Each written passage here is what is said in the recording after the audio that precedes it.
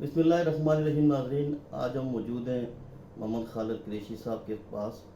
آج ہم ان سے بات کریں گے ہاؤسنگ سوسائٹیز کے حوالے سے۔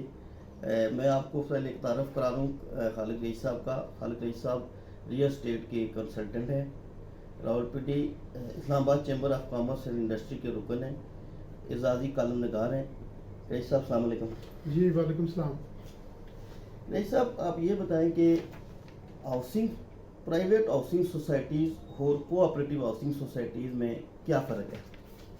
جی شکریہ راجہ خالد محمود صاحب، میں آواز اسلام آباد نیوز کا شکر گزار ہوں کہ آج کوآپریٹیو ہاؤسنگ سوسائٹیز اور پرائیویٹ ہاؤسنگ سوسائٹیز کے حوالے سے اور ریئل اسٹیٹ کے حوالے سے آج موقع ملا ہے کہ عوام کی آگاہی کے لیے بات کر سکیں۔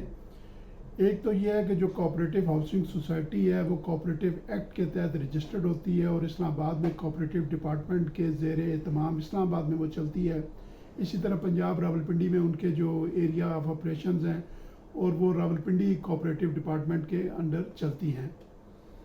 دوسری بات یہ ہے کہ جو کوآپریٹیو ہاؤسنگ سوسائٹی ہے یہ بنیادی طور پر کوآپریٹیو سوسائٹی جو 1927 کوآپریٹیو ایکٹ کے تحت اور 1925 کوآپریٹیو رول کے تحت اس کو گورن کیا جاتا ہے، اور کوآپریٹیو سوسائٹی ہر 3 ماہ کے بعد الیکشن ہوتے ہیں، وہ اپنی باڈی لے کے آتے ہیں اور ان کا ایک کانسٹیٹیوشن ہوتا ہے اور وہ ایک ایکٹ کے تحت چلتی ہیں اور اس کے مطابق ان کو رن کیا جاتا ہے۔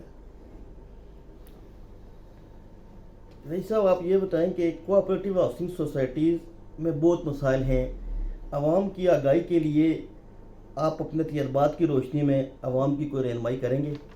جی بالکل، بنیادی طور پر تو جو کوآپریٹیو ایکٹ کے مطابق یہ اتفاق کے ساتھ، باہمی اتفاق کے ساتھ ایک کوآپریٹیو سوسائٹی کو بنایا گیا تھا تاکہ اس میں لوگوں کو مل کے آرگنائزیشن بنائی جائے، کمیٹی بنائی جائے اور سوسائٹی بنائی جائے اور لوگوں کو آسان اقساط پر نو پروفٹ اور نو لاس پر وہ پلاٹ دیے جائیں۔ اسلام آباد میں اس کا بہت زیادہ ٹرینڈ ہے، پورے پاکستان میں جتنا ہے اس سے زیادہ اسلام آباد میں ہے، کیونکہ مختلف اداروں نے اپنے نام پر یہ کوآپریٹیو سوسائٹیز بنائی تھی، انہوں نے پھر اس کے ممبرز اکٹھے کیے، پھر پیسے اکٹھے کیے اور اس کے مطابق انہوں نے سوسائٹیز ڈیولپ کی۔ اسلام آباد آئی سی ٹی انتظامیہ کے زیر اہتمام ان کو چلایا جاتا ہے۔ تو جو پرائیویٹ ہاؤسنگ سوسائٹی ہے اور کوآپریٹیو ہاؤسنگ سوسائٹیز میں بڑا فرق ہے۔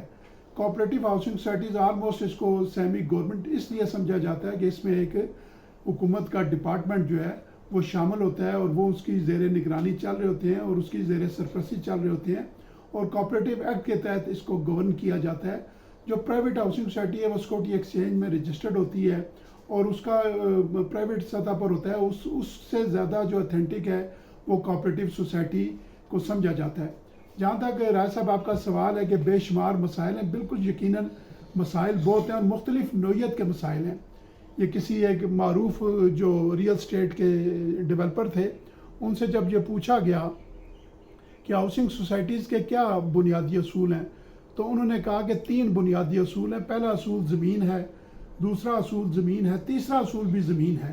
بنیادی طور پر زمین کے جتنے مسائل ہیں، کیونکہ جب کوآپریٹیو سوسائٹی ہوتی ہے، ایگریمنٹس ہوتے ہیں، زمین لینا شروع کرتے ہیں، 100-200 کنال جب لے لیتے ہیں زمین مہنگی ہو جاتی ہے اور اس میں مسائل آنے شروع ہو جاتے ہیں، پھر قبضے کے مسائل آ جاتے ہیں، شاملات کے مسائل آ جاتے ہیں، زمین سے ریلیٹڈ ہی پرابلمز ہے جس کی وجہ سے ہاؤسنگ سوسائٹیز کو بے شمار مسائل کا سامنا کرنا پڑتا ہے۔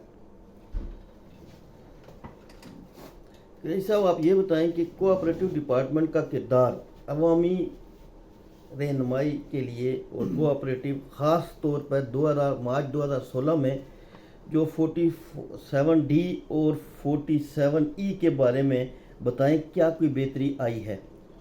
دیکھیں، بنیادی طور پر قوانین تو ظاہر ہے یہاں اس ملک میں ٹریفک کے اشارہ توڑنے پر قوانین ہے، اس پر سزا ہے، اس میں جزا دی جاتی ہے، لیکن بنیادی طور پر جس طرح آپ نے 47D اور 47E کی بات کی ہے، یہ ایک امینڈمنٹ آئی تھی جو اسلام آباد کوآپریٹیو ایکٹ کے اندر آئی تھی جو مارچ 2016 میں آئی تھی۔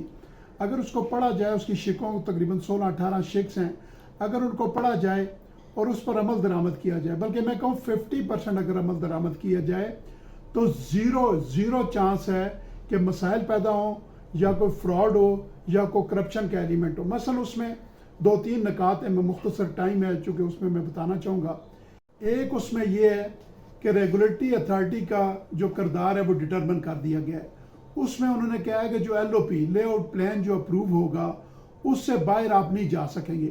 اس ایل او پی کو اپنی ویب سائٹ پر آپ ڈسپلے کریں گے, اس کو اخبارات میں شائع کریں گے. اس سے زیادہ نہ آپ بکنگ کر سکتے ہیں, نہ پیسے لے سکتے ہیں.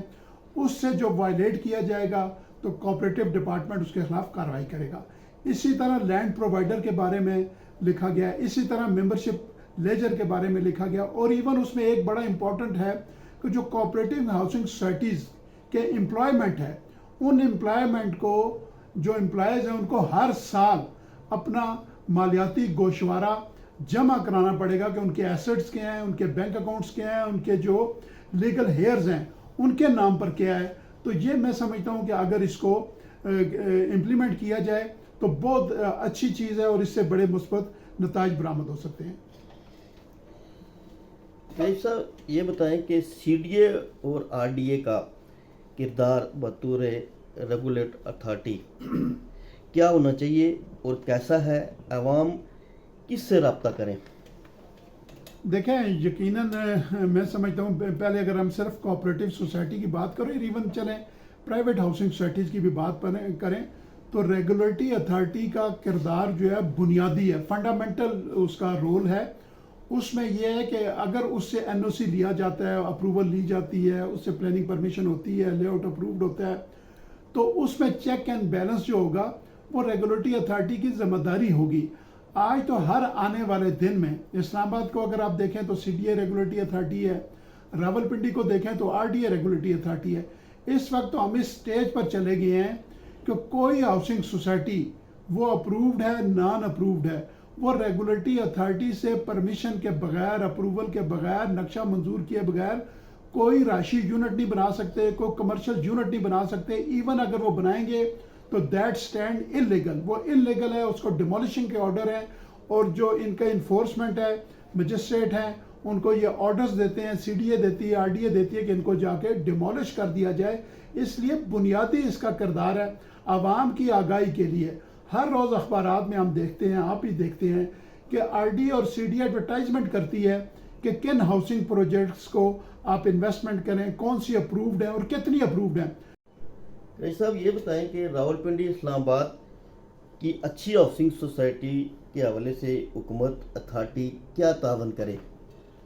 دیکھیں ایک جہاں پر ہم یہ بات کرتے ہیں کہ ریگولیٹری اتھارٹی جو ٹھیک کام نہیں کر رہی اور اپروول کے بغیر کام کر رہی ہیں یا اپروول لینے کے باوجود وہ اس میں وائلیٹ کر رہی ہیں, خلاف ورزی کر رہی ہیں, جہاں ہم یہ کہتے ہیں کہ ان کے خلاف سخت کارروائی ہونی چاہیے, وہیں پر میں سمجھتا ہوں کہ جو اچھا کام کر رہے ہیں راولپنڈی اسلام آباد میں آپ دیکھیں کہ ریگولیٹری اتھارٹیز نے شاید اتنے ہاؤسنگ پروجیکٹ, اتنے ہاؤسنگ سیکٹر نہیں لے کے آئے جتنے پرائیویٹ سیکٹر یا کوآپریٹو سیکٹرز میں لے کے آئے ہیں. میں ابھی تو اس کا نام لینا مناسب نہیں سمجھتا ہوں, لیکن اسلام آباد میں جس طرح کوآپریٹو ڈپارٹمنٹ میں 55-56 کوآپریٹو ہاؤسنگ سوسائٹی رجسٹرڈ ہیں, لیکن راولپنڈی اسلام آباد میں چند 10, 12 یا 14 سوسائٹیز کو مکمل این او سی ملا ہوا ہے, یا 15-20 کو ایل او پی اپرووڈ ہوا ہوگا, یا 30-40 جو ہیں ان کو وہ پلاننگ پرمیشن کے لیے انہوں نے اپلائی کیا ہوگا. تو اس لیے میں سمجھتا ہوں کہ جو اچھی سوسائٹیز ہیں جن کی کریڈیبلٹی ہے, اس میں بے شمار سوسائٹیز ہیں جو بہت اچھا کام کر رہی ہیں, وقت پر ڈیلیور کر رہی ہیں, کوئی وائلیشن نہیں ہے.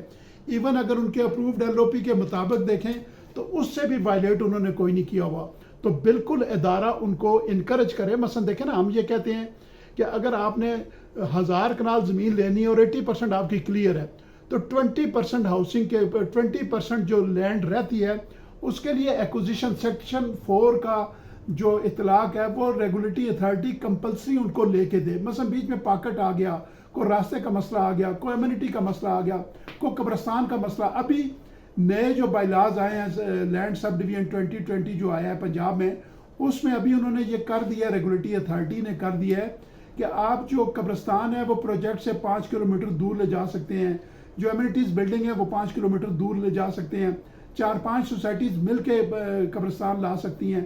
اس طرح بہت سی اچھی چیزیں ہیں. اسی طرح میں سمجھتا ہوں کہ اگر کوئی چھوٹی موٹی اگر کسی کے پاس چیز رہ گئی, مثلا ابھی جب آپ ویب سائٹ کھولتے ہیں Rawalpindi development authority are D اے کی, تو وہاں پر ہوتا ہے کہ جی پلاننگ پرمیشن ہے, اپروول ہے, ایل او پی ہے, اور اس میں این او سی کا بھی لکھا ہوتا ہے. کسی جگہ لکھا ہوتا ہے کہ فائنل سینکشن ناٹ گرانٹیڈ. میں سمجھتا ہوں کہ پنڈی میں اگر 200 یا 100 سوسائٹیز کو اپروول ہے تو 2 سوسائٹیز بھی ایسی نہیں ہے جہاں فائنل سینکشن گرانٹیڈ لکھا ہو. تو اس میں جو فائنل سینکشن گرانٹیڈ نہیں لکھا ہوتا تو اس کی وجہ سے جو لوگ سمجھتے ہیں شاید یہ اپرووڈ نہیں ہے یا انلیگل ہے یا غیر قانونی. حالانکہ ایسی بات نہیں ہے. فائنل سینکشن مینز کہ کمپلیشن. اب کمپلیشن میں جو ہے جب آپ ایل او پی کرواتے ہیں, این او سی لیتے ہیں تو 20% سیلیبل ایریا مارٹگیج کیا جاتا ہے. اب وہ مارٹگیج کئی سوسائٹیز نے اپلائی کیا ہوتا ہے ریگولیٹری اتھارٹی میں, وہ مارٹگیج کو ڈی ریلیز نہیں کرتے. تو اب جو ادارے کا کام ہے اور وہ وہاں پر فائنل سینکشن ناٹ گرانٹیڈ. میری تجویز صرف یہ ہے کہ وہاں پر ان کی سٹیجز لکھی جائیں کہ یہ جو سوسائٹی ہے اس کی ایل او پی ہے, اس کی پلاننگ پرمیشن ہے, اس کا این او سی ہے, یہ فائنل سٹیج پر ہے. آپ دیکھیں نا جب آپ ایل او پی اپروو کرتے ہیں تو وہ لیگل ہو جاتا ہے, بجلی پانی گیس لگ جاتا ہے, لوگوں کو گھر بننے شروع ہو جاتے ہیں. اس کے علاوہ ایک تھوڑی سی اور جو بات ہے کہ جب ونس ایل او پی اپرووڈ ہوتا ہے تو اس کے بعد جو لوگ پلاٹ لیتے ہیں تو وہ نقشے اپروول کے لیے اب کمپلسری ہو گیا ہے کہ جو راولپنڈی سے ایل او سی لیتے ہیں وہ آر ڈی اے سے نقشہ اپروو کرواتا ہے, جو اسلام آباد سے لیتے ہیں وہ سی ڈی اے سے لیتے ہیں. اب ذرا سی مائنر سی بھی موقع کے مطابق اگر کوئی تبدیلی آ جائے اور وہ ایل او پی اپرووڈ میں نہیں ہے تو وہ ریگولیٹری اتھارٹی اس کا نقشہ اپروو نہیں کرتے, اور وہ لوگ جو کروڑوں روپیہ دے کے جو پلاٹ لیتے ہیں وہ پھر پریشانی کے عالم ہوتے ہیں. اس لیے تھوڑی تھوڑی میں سمجھتا ہوں ان سوسائٹیز کو جو اچھا کام کر رہی ہیں ان کو ادارے بھی تھوڑا بہت ان کو ریلیف دیں. ایک جو چیز میں رائسہ بتانا چاہتا ہوں کہ لوگوں سے میں نے بے شمار لوگوں کو پوچھا کہ آپ کس جگہ سوسائٹی میں پلاٹ لیتے ہیں یا کہاں آپ گھر بنانے کے لیے, تو وہ الٹیمیٹلی آپ اگر کسی غیر قانونی یا انلیگل سوسائٹی میں لیتے ہیں تو کنسٹرکشن کاسٹ تو وہی آئے گی جو اگر 2 4 5 10 20 لاکھ روپے مہنگا پلاٹ اپروو پروجیکٹ میں لیتے ہیں تو کنسٹرکشن کاسٹ تو ایک ہی آئے گی. دوسری بات ہے کہ لوگ جو ہیں وہ کہتے ہیں کہ جو مین روڈ کے قریب ہے, جو قریب ایکسیسیبل ہے, اس طرح کئی سوسائٹیز میں جاتے ہیں. لیکن میں سمجھتا ہوں کہ بنیادی چیز ہے سیکیورٹی. جہاں پر گیٹڈ کمیونٹی اور سیکیورٹی بہت اچھی ہے وہاں پر انوائرمنٹ ہے, چونکہ آپ کے بچوں نے رہنا ہے وہ محفوظ ہونے چاہیے. اسی طرح جو یوٹیلیٹی سروسز ہیں, بجلی ہے, گیس ہے, پانی ہے, وہ وہاں پر ہونا چاہیے. اسی طرح گاربیج کلیکشن ہونا چاہیے. اسی طرح سیوریج ٹریٹمنٹ پلانٹ ہونا چاہیے. پھر ابھی بہت زیادہ جو ریگولیٹری اتھارٹی بھی کرتے ہیں اور انوائرمنٹ والے بھی اس پر بڑا فوکس کیا ہوا ہے, اور اسلام آباد میں خاص کر کے جو ہمارے کمشنر اور چیئرمین سی ڈی آئے ہیں انہوں نے اس پر بڑا فوکس کیا ہے. اس سے پہلے بھی انتظامیہ کرتی تھی کہ green and clean. Green and clean یہ ہے کہ آپ نے تقریباً 27% اپروو پروجیکٹ جو ہے اس کا آپ نے گرین رکھنا ہے. وہ پارکس لینے ہیں آپ نے, اور آپ نے ٹریز لگانے ہیں, پودے لگانے ہیں. تو یہ گرین اینڈ کلین جو ہے انوائرمنٹ یہ ہونا چاہیے, اچھا انوائرمنٹ ہونا چاہیے. اسی طرح پانی صاف ہونا چاہیے پینے کا. اسی طرح بجلی وافر ہونی چاہیے, گیس اویلیبل ہونی چاہیے. بے شمار پروجیکٹس میں نے دیکھے ہیں جہاں بھی بجلی نہیں ہے, گیس نہیں, اور گیس کے چانس بھی نہیں ہے چونکہ آج کل تو ظاہر ہے میٹر نہیں لگ رہے, تو لوگ وہاں پر پلاٹ لے لیتے ہیں اور مختلف جگہ پر لے لیتے ہیں اور بعد میں پھر وہ پریشان ہوتے ہیں. اس لیے ایک تو میری ہمبل ریکویسٹ یہ ہے کہ آپ کم سے کم جب مارکیٹ میں سودا لینے جاتے ہیں تو ایک چیز لینے کے لیے 10 دکانوں پر جاتے ہیں, 10 دکانداروں کے پاس جاتے ہیں. تو جب آپ لاکھوں روپے کی انویسٹمنٹ کر رہے ہیں, اپنے بچوں کا مستقبل محفوظ کر رہے ہیں, اپنے خاندان کے لیے ایک ایسٹ بنا رہے ہیں, تو اس کے لیے تو کم سے کم بنیادی طور پر آپ سائٹ تو وزٹ کر لیں, وہاں اس کی اپروولز چیک کر لیں. ریگولیٹری اتھارٹی میں چلے جائیں, ان کو کہیں جی یہ ہاؤسنگ سوسائٹی ہے, مجھے ذرا بتائیں اس کی اپروول کتنی ہے, کتنے ان کے پلاٹ اویلیبل ہے فار سیل. اب دیکھیں نا جو این او سی دیتی ہے سی ڈی اے یا آر ڈی اے, اس میں 46%, مثلا اگر 1000 کنال ہے تو 460 کنال جو ہے وہ ویسٹیج میں جائے گی. اس میں روڈز آ جائیں گی, گلیاں آ جائیں گی, پارک آ جائیں گے, قبرستان آ جائیں گے. ایک تو یہ ہے کہ جس طرح مطلب میں نے اپنی بات میں یہ گزارش کی ہے کہ مختلف سٹیج ہیں. مطلب سی ڈی اے میں ایک یہ تھا, ایک سٹیج یہ تھا کہ آپ پلاننگ پرمیشن یہ ہوتی تھی کہ آپ کے پروجیکٹ کا 33% اگر لینڈ آپ نے ایکوائر کر لیا تو آپ اس کو ایڈورٹائزمنٹ کر کے بکنگ کر سکتے تھے. وہ 300 500 700 کنال لوگ زمین لے کے تو 10,000 فائلیں بھیج دیتے تھے, جس کی وجہ سے لوگ فراڈ کا شکار ہوتے تھے. اس لیے ابھی جو ہے ایک تو پلاننگ پرمیشن کو نکال دیا گیا, ڈائریکٹلی ایل او پی اپرووڈ ہوتا ہے. اور دوسری بات یہ ہے کہ ایل او پی کے بعد 90 ڈیز میں وہ فارمیلٹیز جو ہیں وہ ہاؤسنگ سوسائٹیز کو میٹ کرنی پڑتی ہیں کہ انہوں نے جو 46% ویسٹیج آف لینڈ ہے اس کو جو ہے وہ ٹرانسفر کرنا ہے 1% آر ڈی اے یا سی ڈی اے کے نام پر. اس کے علاوہ 20% سیلیبل جو ایریا ہے وہ جو ہے وہ مورٹگیج کرنا ہے till the completion of development work of project. تو یہ اب وہ بے شمار societies L O P approve کر کے وہ بھیج کے ساری چلی جاتی ہیں اور لوگ اس میں وہ انگیج رہتے ہیں.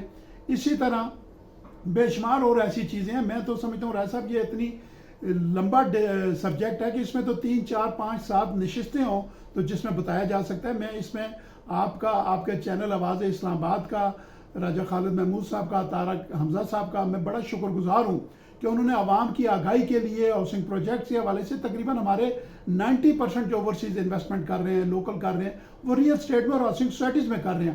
تو اس لیے یہ بڑی عوام کی خدمت ہے، اویئرنیس ہے، اور اس میں 3 4 نشستیں ہوں جس میں ہم تفصیل کے ساتھ ایک ایک پوائنٹ پر ڈسکس کریں گے، ایک ایک چیز پر ڈسکس کریں گے.